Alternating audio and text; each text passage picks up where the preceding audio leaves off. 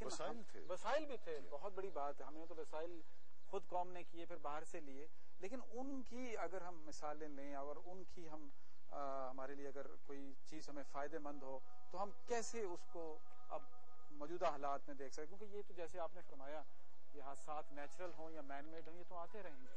جی اس میں دیکھیے ہمارا جو تجربہ ہے پاکستان کا، اس کو ابھی دنیا میں کوٹ کیا جا رہا ہے ایک ایگزامپل کے طور پہ.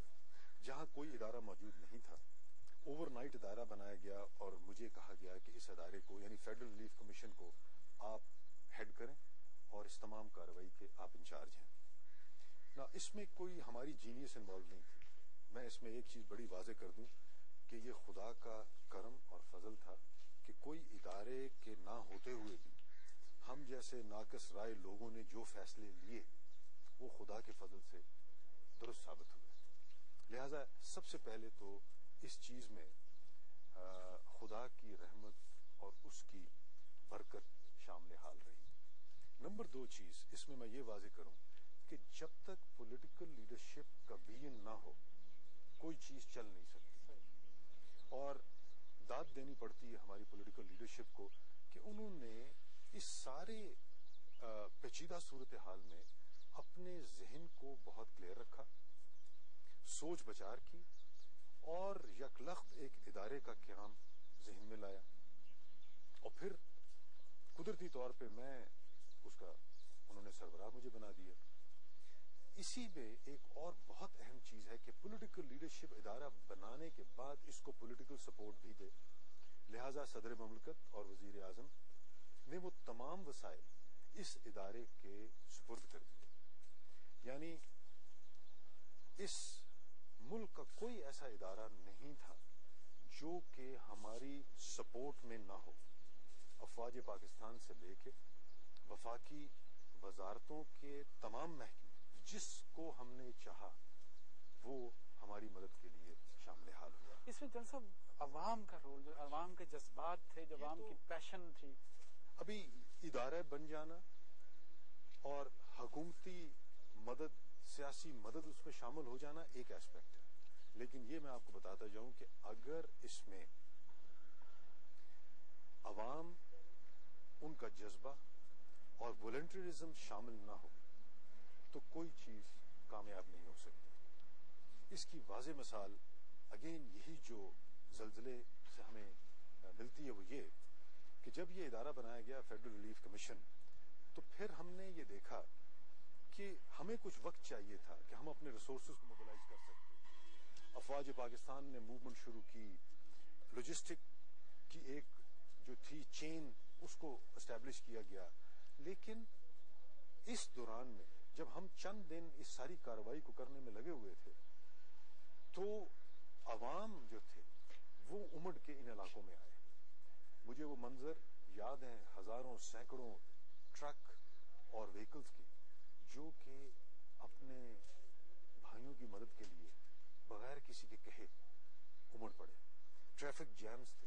مجھے یاد ہے کہ ہمیں 2 ملٹری پولیس کی یونٹس اور موٹر وے پولیس کو استعمال کرنا پڑا صرف ٹریفک کنٹرول کرنے کے لیے. ان لوگوں نے اتنی زیادہ چیزیں وہاں پہ ڈمپ کر دی کھانے پینے کی ان علاقوں میں کہ جب تک ہماری لاجسٹک چین شروع ہوئی تو یہ آلریڈی انف چیزیں ادھر موجود تھیں اور ہمیں یہ کہا جا رہا تھا کہ ابھی مزید اس علاقے میں چیزیں نہ بھجوائیں. عوام نے صرف کھانے پینے کی اور شیلٹر کی چیزیں نہیں دی. آپ ان لوگوں کو بھی یاد رکھیے جو سینکڑوں کی تعداد میں اس علاقے میں آئے، چاہے وہ ڈاکٹر تھے، چاہے وہ سول والنٹیئر تھے، چاہے وہ عام اور خاص لوگ تھے. کن کن لوگوں کے نام لوں میں جو کہ اپنا سب کچھ چھوڑ کے اور جن کو کوئی مجبوری نہیں تھی کہ وہ یہاں آتے، صرف اس جذبے کے تحت کہ انہوں نے اپنے بھائی بہنوں کی مدد کرنی تھی. ان پاکستانیوں کا ذکر کرنا بہت اہم ہے جو امریکہ میں بہت پرسکون حالات میں اور خدا کے فضل سے بہت آسائش میں رہ رہے ہیں.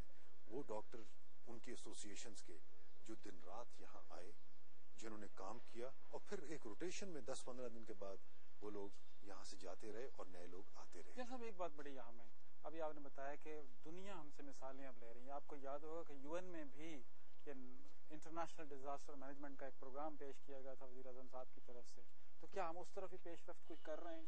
جی، آج ہی مثال کے طور پہ جو پریزیڈنٹ صاحب نے ایرا کی جو اینول جو اسیسمنٹ کانفرنس تھی، اس میں جو تقاریر ہو رہی تھی جس میں یو این کے ریپرزینٹیٹو، ورلڈ بینک کے اور اے ڈی بی کے تھے، وہ یہی باتیں کر رہے تھے. یعنی ہمارے لوگ اپنی تعریف نہیں تھے کر رہے، باہر والے یہ تعریف کر رہے تھے کہ آپ لوگوں نے عجیب و غریب ایک مثال سیٹ کی ہے کہ ریلیف کے بعد ریکنسٹرکشن کا فیز بھی کتنی خوش اسلوبی سے آپ لوگوں نے پایا تکمیل تک پہنچایا ہے.